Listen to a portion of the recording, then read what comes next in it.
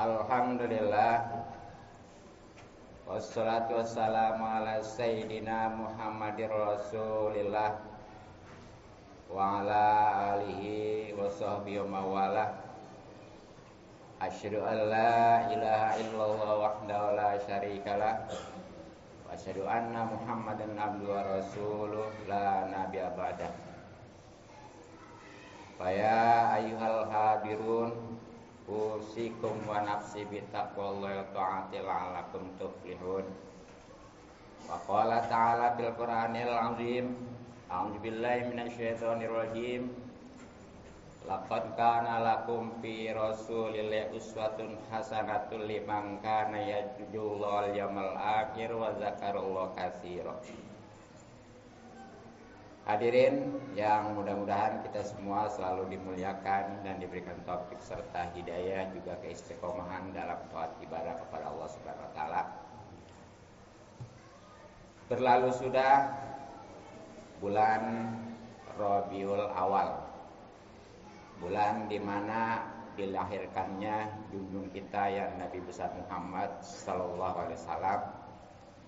Dan alhamdulillah banyak sudah yang memperingati bahkan merayakannya, baik di masjid-masjid, di musola, di madrasah, di pesantren, di kantor-kantor, bahkan di lapangan. Dan itu semuanya bagus, karena di samping memang termotivasi baik dengan sabda Rasulullah, perkataan para sahabat, juga tabi'in, terlebih tentunya memang ada di dalam Al-Quran. Allah Subhanahu wa ta'ala berfirman, a'udzubillahi minasyaitonirrajim, qul bifadlillahi wa birahmati fabidzalika falyafrahu. Katakan wahai Muhammad, dengan karunia Allah dan rahmat Allah hendaklah mereka berbahagia. Itu sebagai dasarnya.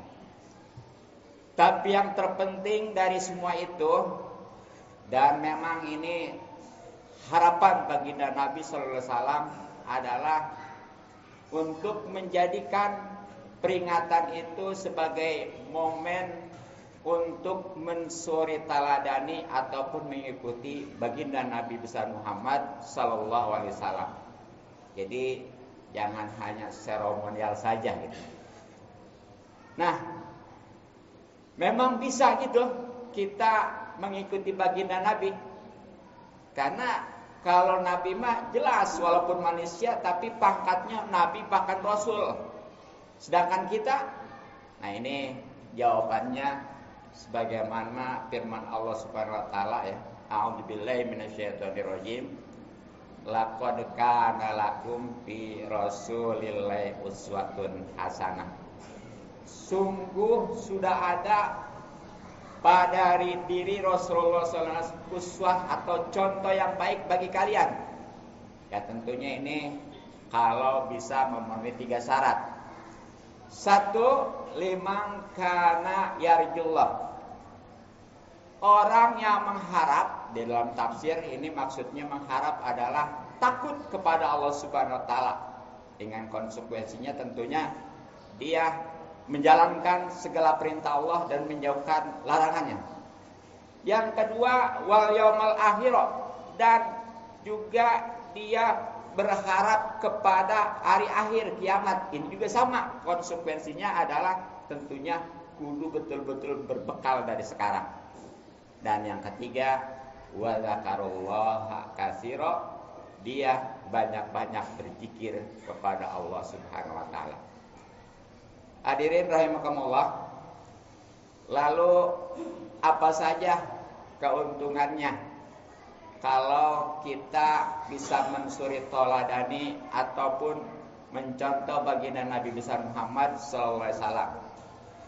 Di dalam surah Al-Imran, Allah Subhanahu wa taala berfirman, a'udzubillahi minasyaitonirrajim.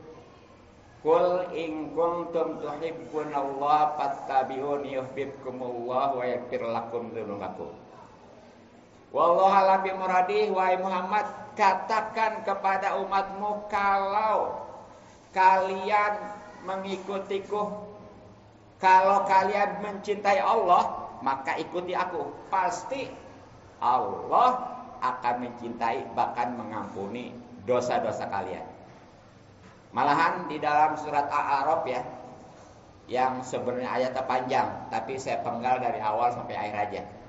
Nah, di dalam ayat itu ada alladzina taba'ur rasul. Di akhir ayatnya ulaika humul muflihun. Artinya apa?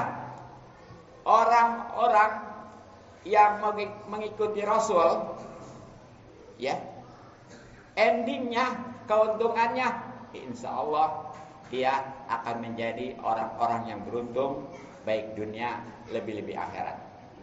Nah, terakhir, apa yang harus kita ikuti dari baginda Nabi Sallallahu Alaihi Wasallam?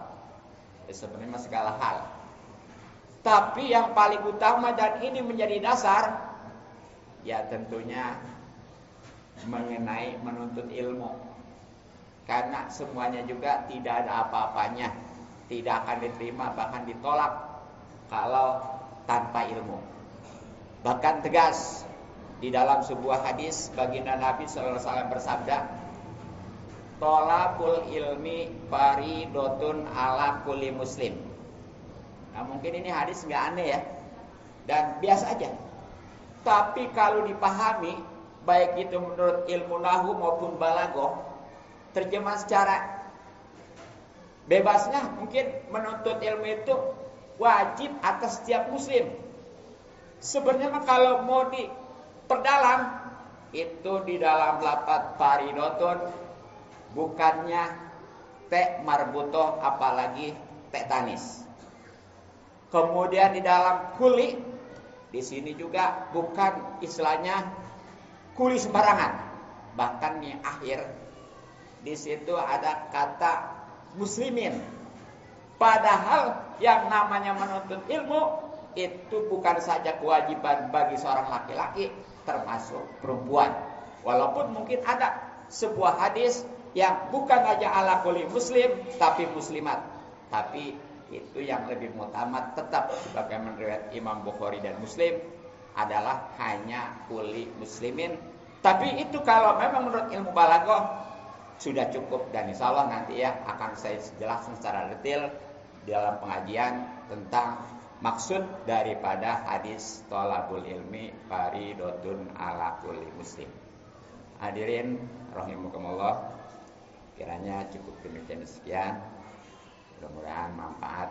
Barakallahu li wa lakum fil Qur'anil azim wa nafa'ani wa iyyakum bil ayati wa dzikril hakim wa taqabbala minni wa minkum tilawatahu innahu was-sami'ul alim fastaghfirullah innahu wal ghafurur